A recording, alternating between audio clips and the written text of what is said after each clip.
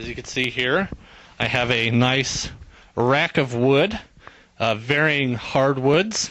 This is a hardwood bag. I have some nice thick cherry wood. Might be a little hard to see. I need some more lights in here.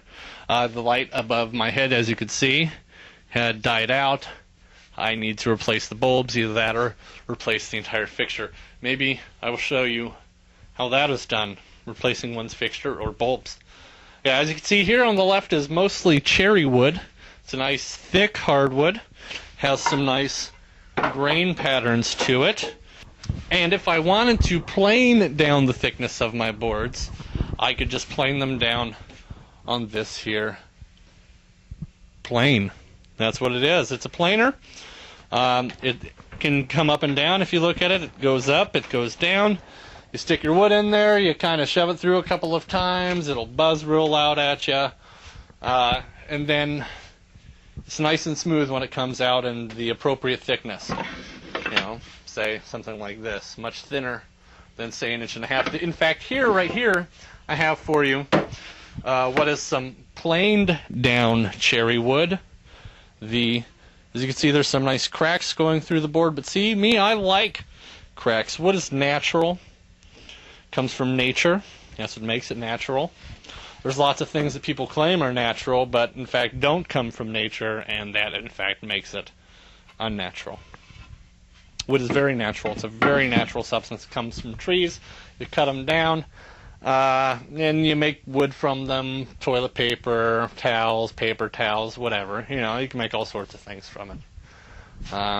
If you're a hippie, you might make your doobie papers from them.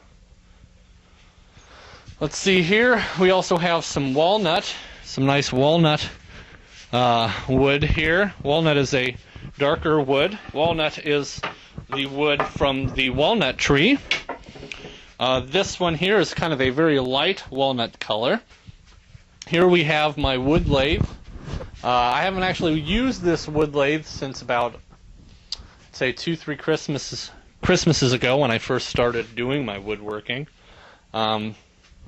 I just don't really use it. Basically what you do is I would show you, but I got crap in the corner. You stick a piece of wood on here, you flip the button on, it spins around real fast. You hit it with one of these tools. No, well, you don't hit it. You stick it on the tool rest, kind of guide it. You use both hands, of course, you know. And what you do is you could shape the wood. Okay, let me show you some of the good things that I made. The lamp that I showed you at my father's house earlier in his office, that was also made in this here shop. Let's see here. These bowls right here, these corks and these wheels, these are made from various hardwoods. Looks to be oak, maybe a rosewood, and some purple heart. And I would guess, from the looks of it, maybe some maple. I could be wrong. I'm no wood expert. But what I did is I basically cut a bunch of pieces on a jig, cut them all at 45 degrees. I cut them to the length that I wanted, 45 both sides. Kind of made I guess it would be an octagon because there's 8 sides. Made an octagon out of it. Stacked the layers on top of each other. Stuck it on the lathe. Trimmed off what I didn't want. Made this pretty fancy bowl right here. Used for holding stuff in my shop. Here's another one that I made. Looks to be made from some nice oak. This right here, this wood right here. Let's put it up a little higher. See if we can't get a little more light. Right here, if you see, wood right here above my finger, is what is called a spalted maple. Sorry, this is what is called a spalted maple.